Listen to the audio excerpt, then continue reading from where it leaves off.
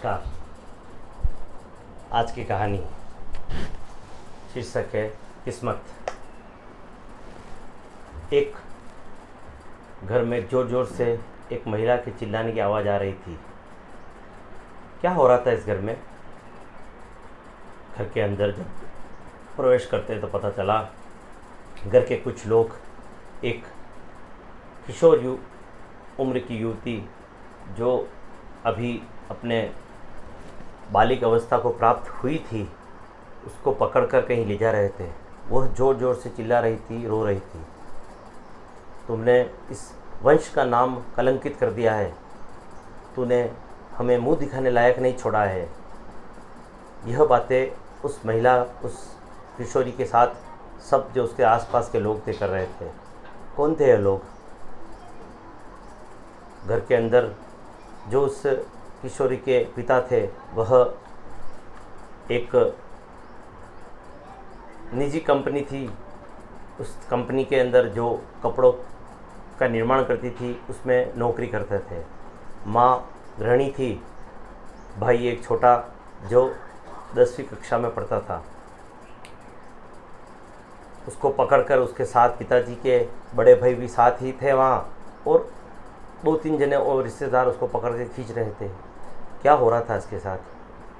तुमने मुंह काला करके कहाँ से आई? ये शब्द जब कान में पड़ा तो पता चला कि संभवतः इस जो ये महिला है यह किसी न किसी प्रेम प्रसंग में फंसी हुई है।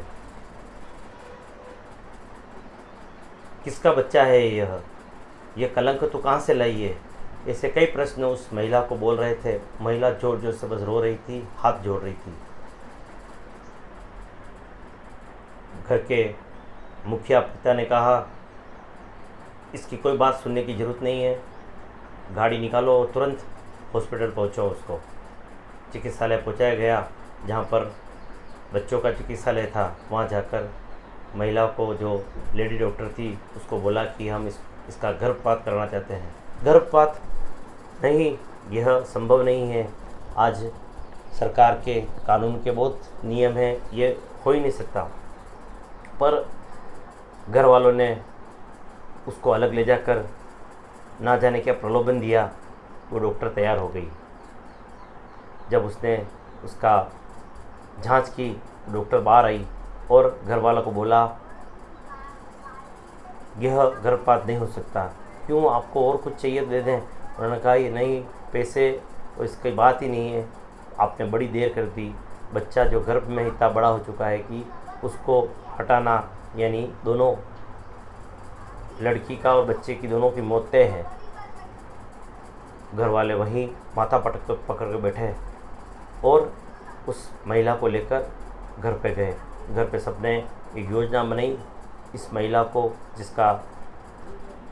जिसको संभवतः कुछ समय बाद 4-5 महीने बाद बच्चा होने वाला है, इसको हम कुछ समय के लिए एक अनजान जगह पे ले जाते हैं। वहीं इसका बच्चा जनकर उस बच्चे का आगे क्या करना सोचेंगे। उस महिला को ये कुछ बताया नहीं गया। उसको विश्वास में लेकर वहाँ से घर कुछ समय रुके। जब लगने लगा कि अब उसका जो शरीर है वह दिखाने लगा है कि यह गर्भवती है, ताला लगाकर वह वहाँ से रवाना हो गए। पड़ोसी ने पूछा कहाँ जा रहे हैं? तो कहा अभी गांव में ही हमें कुछ समय रहना है, आप पीछे से ध्यान रखना। और वहाँ से वह चले गए। एक अनजान दूसरे शहर में जाकर मकान को किराया लिया और किराया लेकर वहाँ रहने लगे। पिता जो एक फैक्ट्री में नौकरी करते थे वह रोज़ फैक्ट्री में आते और पुनः उस शहर में चले जाते। समय पूर्ण हुआ, बच्चा पैदा हुआ। बच्चा एक लड़का था, पर लड़का पैदा होते ही घर वालों ने उस बच्चे को लिया। माँ हॉस्पिटल से छुट्टी होते ही उस जो बहन थी ममता, उस ममता को घर पे ले गए और बच्चे को वहाँ से लेकर चले गए। मेरा बच्चा कहाँ है? जोर जोर से चिल्लाने लगी ममता। तो घर वालों ने उसको बोला कर तूने पहले मुंह काला किया, हमारे घर, हमारे वंश को, हमारे परिवार में और ये कालिक लेकर आएगी तू, और उसको कमरे में बंद कर बच्चे को वहाँ से लेकर चले गए। वहाँ से गए और दूसरे शहर के अंदर, यानी पहले शहर में वो रहते थे, दूसरे में भी रहते थे, और तीसरा शहर जहाँ पर एक संस्था जो अनाथ बच्चों को पालती थी, पालना गृह लगा रखा था। कोई भी आए अपने बच्चे को, कोई ऐसा निराश्रित बच्चा है, अनचाहा बच्चा है, वहाँ रख कर जा सकता था। उस बच्चे को उन्होंने वहाँ रख छोड़ा। बच्चे को रखते समय जब उसकी नज़र दृष्टि उनके उस बच्चे के चेहरे पर पड़ी, तो चेहरे पे जब पड़ी पता चला, वो जैसे ही उसने उस बच्चे को उस पालने में रखा तो कंधे के यहाँ पर एक स्वास्तिक जैसा चिन्ह बना हुआ था। यह चिन्ह ना जाने क्यों ईश्वर ने उसके कंधे के बाईं ओर बना रखा था, पीछे की तरफ। उस चिन्ह को उस पालने में रखते समय उसके दादा, उसके नाना, जो संभवतः अभी उनके ऊपर कोई एक शैतानी ताकत लगी हुई थी, उन्होंने उसको सुलाया और वहाँ से चले गए। वहाँ से गए और जब माँ ने पूछा, ममता ने, मेरा बच्चा कहाँ है, उन्होंने बोला तेरा बच्चा हम रास्ते में डॉक्टर के पास ले जा रहे थे, वह उसकी सांस अटकी और वो मर गया, उसको हम अभी दफना कर आए हैं। रो रो कर वह बेसुध हो गई। वो महिला गिर पड़ी और उसका मन मानने को तैयार नहीं था, परंतु उन्होंने बताया उस बात को, कुछ समय बाद उसको मानना पड़ा। इधर यह बच्चा पालना गृह से जब पता चला तो एक संस्था के पास गया और वहाँ पर एक निराश्रित, जिसके घर के अंदर उसकी माँ थी, पिता भी था ही, पर घर वालों ने प्रयत्न नहीं किया कि इसका बाप कौन है, और उस महिला सभी भरा पूरा परिवार होते हुए भी वह अनाथ की ज़िंदगी जी रहा था। 4-5 महीने निकला और एक ईश्वर का चमत्कार हुआ।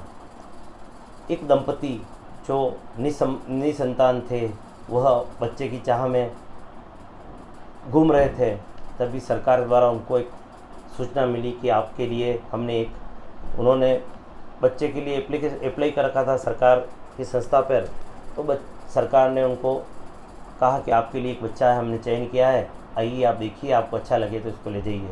वह दंपति वहाँ देखने आए। दंपति कौन? दंपति एक बहुराष्ट्रीय कंपनी जो कपड़ा बनाती थी, उस कंपनी में के कपड़े पूरे विश्व में बिकते थे। उस कंपनी के मालिक के बच्चे, बेटा बेटी थे।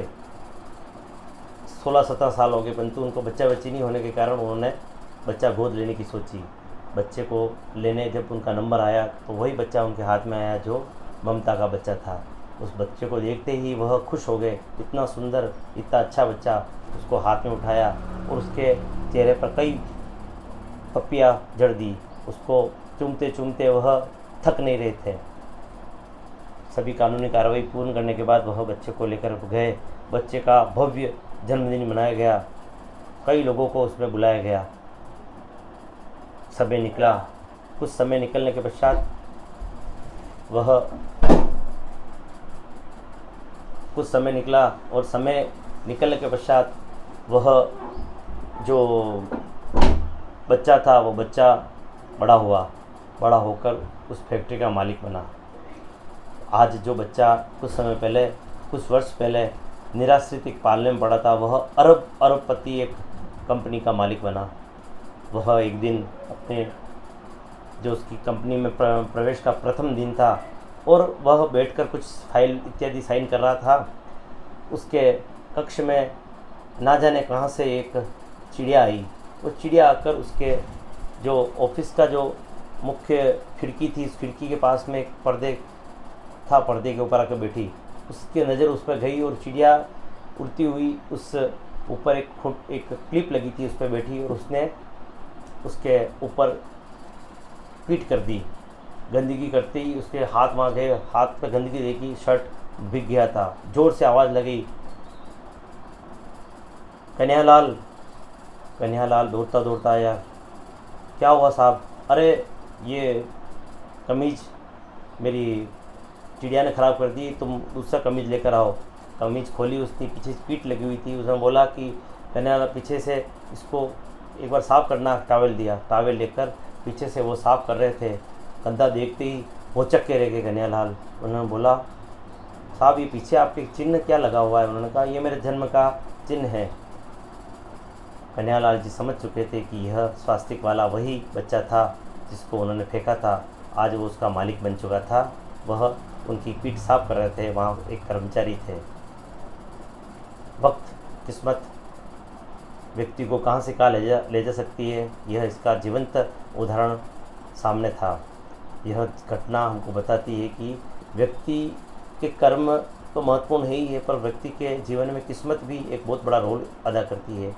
जो व्यक्ति जिसको लोग मारने के लिए, जिस बच्चे को मारने के लिए परिवार वाले ले गए, वो बच्चा भगवान की वजह से बच गया।